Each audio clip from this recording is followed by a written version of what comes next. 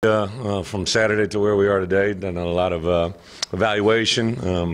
One of the good things that we always do is we always try to put the game behind us on Sunday, whether it's a win or a loss. And I just felt the opportunity that the TCU game presented ourselves. We decided to on Sunday go through it with the coordinators. They watched the entire film, offensively and defensive, which kind of a change up. Usually we have a few plays with the coordinators and then their coaches take over. But I made the coordinators watch it, both offensively and defensively with the kids. Watched obviously the kicking game, and then we took Monday as a day off by NCAA rules. And then Tuesday came back over and watched it again because I wanted to drive through the points that existed on film. And this time they watched it with their positional coaches. So kind of a double dip effect to try and get across how important this game was, what we had an opportunity to learn from. We definitely couldn't leave it on Saturday. We needed to go back and revisit. With that being said, it wasn't all negative. There was a lot of positives. I think to see that game unfold, to go into the close to the 2-minute mark and have it to be a 14-7 game, I don't think anybody probably really ever foresaw that for a variety of different reasons, either our offense, their offense, or defenses involved. Just as we looked at the film, I think that one thing jumped out to us offensively. We commonly talk about a 12% rule that we try to hold ourselves to quite a bit. It's been a big emphasis during camp. It's computed by things such as turnovers, penalties, ball control, fumbles, and during practice last week we were under 3% every day. Actually, to get through 3 days of practice and not even get to 12% felt really strong. In a ball game we were at 17%, which we didn't follow through with what we did during practice. Defensively, we had a huge emphasis about getting lined up, being able to have yourself in the right position at the right point to be able to execute your job. We did that during the course of the week, and on Saturday we actually got aligned very well. There were very few snaps where our guys weren't in the right position at the right time, but some of us lost track of the assignment they had or the detail of the reaction. Had a higher missed tackle number than we had in all of our scrimmages and all of our in the first game. So what I kind of witnessed on Sunday and Monday, I got a lot of messages from my kids, from our coaches. Had a lot of some player meetings. Coach, I'm going to do this better. Coach, I'm going to be better at this. I'm going to get this group playing better for some of our positional leaders. And I had a meeting with them yesterday, and I really wanted to understand this. I don't need a Superman to show up on Saturday. I don't need someone to play at a level higher than they've ever played at. I just need them to play what I've seen them do during the course of the week, and that will lead to good results, and gave them several different points to that effect. I'll also ask my coaches to take great detail in what we're asking certain guys to do. Every player, even within a positional group, certain players do certain things better than the other guy. What we got to do to win games is put our best players in the best position to do what they do best and minimize what they don't do best. So that's been a big point here. May get a little bit over dramatic for you to understand, but that's been really pretty simple, cut and dry. It's not like we need to go out and have a free agency market and get new players or anything like that. We just need to do what we do better as coaches and players. So health-wise, we're actually much better than probably even going into the game week preparation for TCU. We have got a number of guys back that are cleared for practice today, which means they'll get in great work this week and next week at full game speed. We haven't been that way, especially on the offensive side of the ball. Obviously, we always try to withhold information that might be damaging to us in game preparation, but we just haven't been able to practice at full speed on offense the way that we want to, and we're going to be able to do that moving forward. So that's big. Defensively, didn't have anybody of significance. Had some guys with just some nicks and bangs up, but nothing with lost time or anything like that. So very excited about today and tomorrow, the opportunity to get better here, get a jump on A&M. Obviously, they got a game Saturday. We'll add that to our scouting report, and then Sunday we'll get a jump just because we've already got 2 days of prep work in this week already. So that's kind of where we're at. Other than that, I'll open up for questions. Yeah, more than anything, Nate, so J-Red has not been able to practice. We missed him all through spring camp, all through fall camp, and it goes again, wants to show you no matter how much you play, you need to practice and do these things. So he's now cleared for practice today and is very intent on doing that. So I think he's finally gotten to that 100% health. Did some things uncharacteristic on Saturday. I'm very excited to get him because he's our lead dog, and if he can do that, he's going to make us better. But I think working with the one wide receivers, you have him, Jordan Jones, Jonathan Nance, and Deion Stewart. a little bit of maybe some of the other guys, but then with the twos, then you have T.J. Hammond, Davion Warren, Gerard Jones, Michael Petway, and then maybe Tobias Enlow, some other guys that work with that group. But I really wanted to emphasize our ones, working with our ones if at all possible. It's something I really believe in, something we've done in the past. It's just been hard to do that, and settle in more with our ones at tight end as well. So, Jeremy Patton had been kind of in and out with some lower body soft tissue issues, and he's now back 100%, should be able to work with those guys. So Austin Cantrell, C.J. O'Grady, and Jeremy Patton will work with that one offense, working on the timing with Austin as well. Where you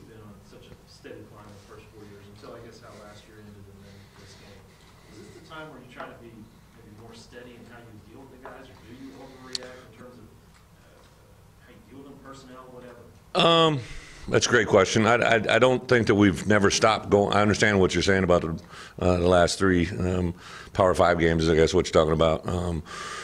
I think, though, too, I always take a kind of a collective moment, and you look at what's happened in college football just in these first 2 weeks, and you look at today's age, more than ever, if an offensive team that's playing with tempo gets hot, can erase leads literally faster than it's ever been done in college football history. So I have to be aware of that and understanding of it. But on the same account, our lack of production in the second half offensively, it's something that's very real that we got to be in tune with and have a plan. I felt very good with where we were at, but obviously when it came time to convert in third and fourth quarter, we didn't do it. So that's there. I don't think we ever want to use the term overreact, but I don't want to ever act like if there's something that needs attention, we need to respond to it. And it's me as a coach working with another coach, or myself dealing with a player, or if it means another player getting an opportunity because another one hasn't done it. Is there something, too, when you go back and look at those 3 games we haven't scored, is there a common denominator with not being able to put the ball on? Yeah, I think too, first, in all of the games, TCU game is a little bit different. In the other 2 games, we had massive production in the first half and did it in the second half. So it's a little bit different. I just kind of concentrating on, we learned from 16, all right, we move forward, where are we at? And in 17, again, we're really in a, it's things that as a head coach you don't sit around and, well, I'm kind of concerned about this. We have this many good players there. I mean, we 4 of our 5 best wide receivers are from a year ago, really took all of the reps, and the 5th was Jay Red, and he hasn't been there, so it's literally like starting a whole new group of wide receivers, and at tight end, without Jeremy, obviously you're moving. Austin Cantrell got a lot of reps, but he's a different tight end.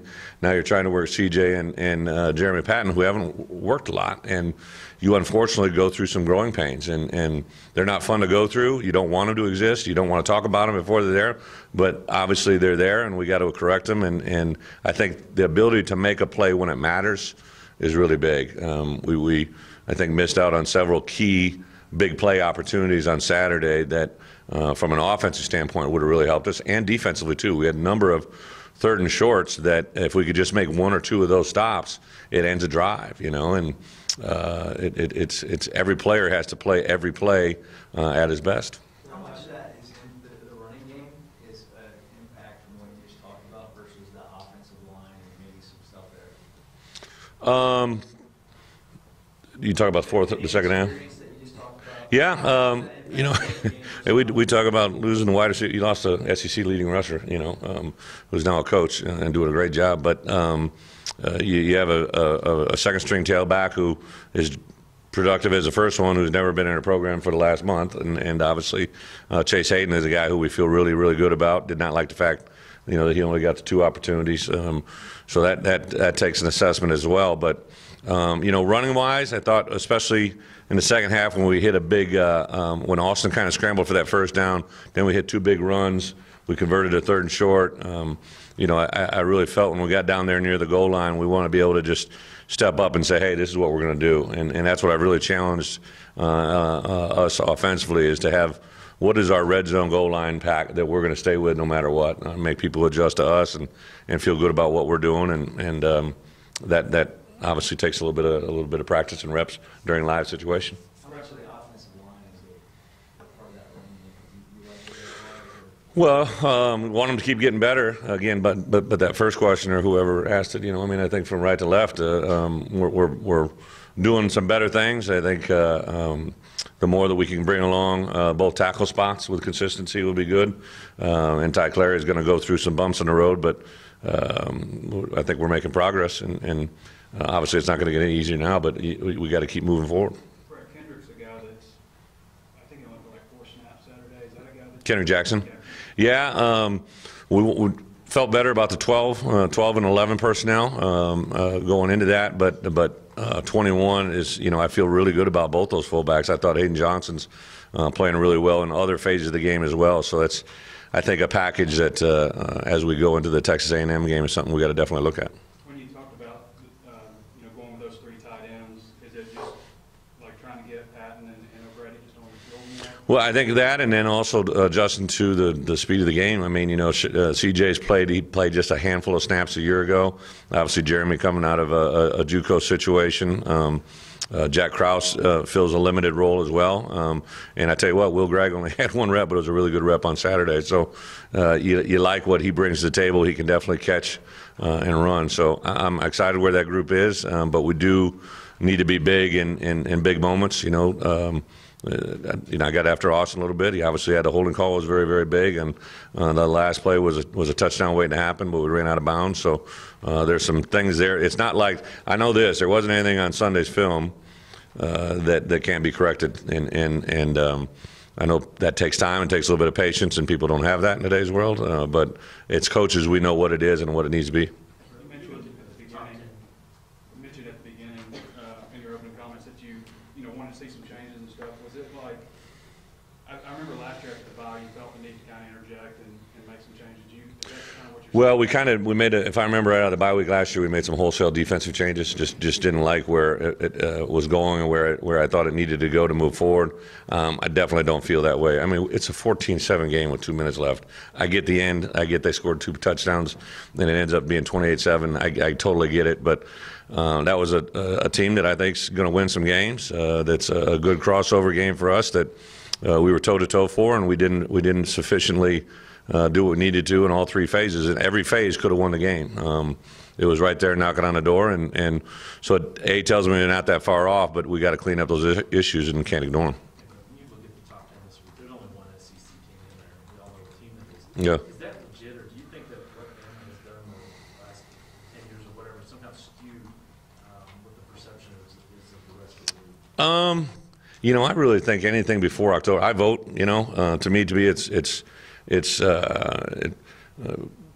what I see come out, and the only reason I do it is because they've asked me to vote on the coaches poll. I think people base it more off of what they did last year. Who have they played? Who haven't they played? Alabama, they deserve to be one and everything all the time until somebody proves them different, I think.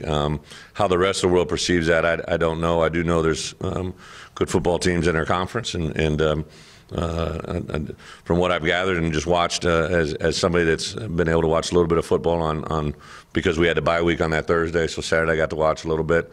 It looks like the East has picked up the pace as well, so I think I know this. I moved to this conference for a reason. I want to be the best there is, and this is definitely the SEC in general and the SEC West, in my opinion. It hasn't varied at all. I know you want to take care of your guys, but with an open date, do you get physical trying to fix the run game and stop the run? Yeah, I think, Bob, if you sat in any one of our practices compared to what goes on in the rest of the world, we never probably would be ever asked that question. I think we want to get better, and we want to be able to produce. A lot of it isn't so much physicality as being able to strain a little bit longer. I think the part that jumped out there was a couple plays on Saturday where our guys were on the right guys, and if they had held it maybe just a little bit longer, the play might have actually been a touchdown rather than a 10-yard run. And that the difference is so little, but it's just learning the type of play that you have to maintain until that whistle blows dead at this level. That it's really hard it's the biggest obstacle that I think every player that comes in this league has to learn to overcome, is what the SEC strain is all about.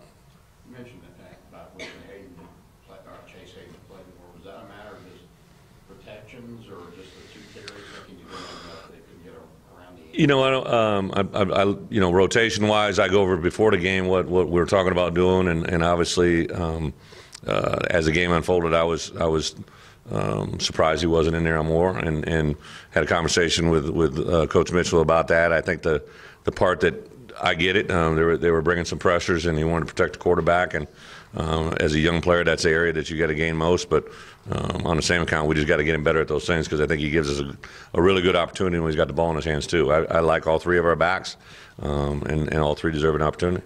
Brett, the inability to score twice inside the 5-yard line, what's the fix there? Yeah, I think we got to get not that we got to get. We have to believe in what we do and do it, and just go ahead and do it, and not have reservations. You know, I was very close, obviously, in both those situations to pulling the trigger and go.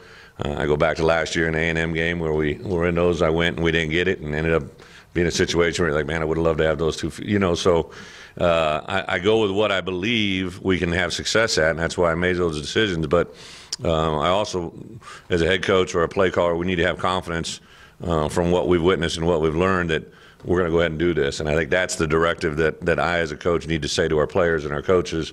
Here's what it is. This is what we're going to do, and this is what we're going to do when this situation arises, and hopefully have a lot better results. Couple more.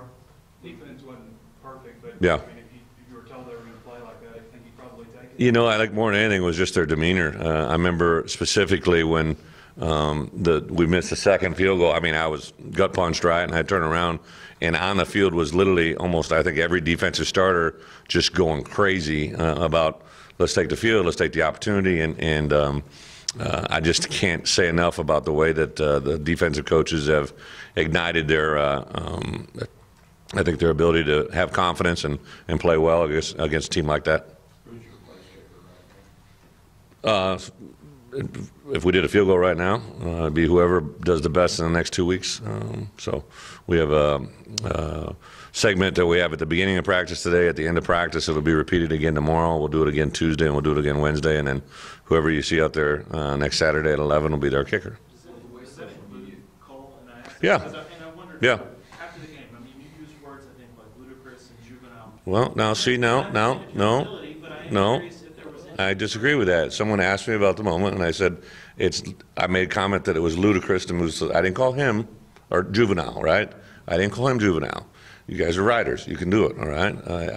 I said that it was juvenile, and then at one point I said I'm done with it. I didn't say I'm done with him. So I think the important thing is there's been no bigger supporter than Cole Hedlund and myself for 3 years, right? And I gave him the opportunity, and because of the results of what I saw Saturday, the chances of him being our kicker against A&M are very slim. But I will reserve judgment to see what I see the next 2 weeks to make Blake and Connor have as best opportunity as we can to see where they can be on Saturday. You know, I go back to a year ago with Cole. I mean, he was really, really productive with practice numbers and accuracy and percentages. But when the crowd is live and when it's a live game environment, obviously those numbers don't reflect. So at games, I know the crowd's going to be there, so I have to make decisions based on that. With the way social media is, how have you seen your kids react to this? I don't understand that question. So the way to... There's so much negativity on social media. How have you seen your kids react? Again, I think when you're in it, you really, I don't know how much, and kids do social media, I get it. Obviously people have reached out to me, I'm like, why is there something out there? I mean, I don't partake in it, you know, so I think what we always tell our kids is this, all right, if someone's commenting negatively about you or your program, obviously, you know, everybody's entitled to an opinion. They want what you want. Just about every fan or anybody that's getting on our players or anybody that says anything about me or as a coach, understand we came here with all the same ideas as well. We want to be successful. We want to give success on Saturdays just as much as anybody, even tenfold. But you know, today's world is mean, and it's just what it is. I mean, they see it on all different levels. So I don't think it makes our players react anyway. It probably unites rather than I just don't think people realize how much it means to an 18 to 21-year-old kid to get support. In today's world, it's just so different. You know, kids come from different family backgrounds, different environments, and support is not something that's very common. I just look out for people's well-being too. Christ Almighty, if you sit there and yell, scream, bloody murder, how bad you suck, you're going to carry that into your personal life. I mean, I feel bad for them. If they sat there and said, let's go Hogs, they might feel a little better. might have better blood pressure, better color. When you get your face red from screaming, it's not a good thing. When it's negative, try to be positive. Might work for everybody. Thanks, Coach. Yep.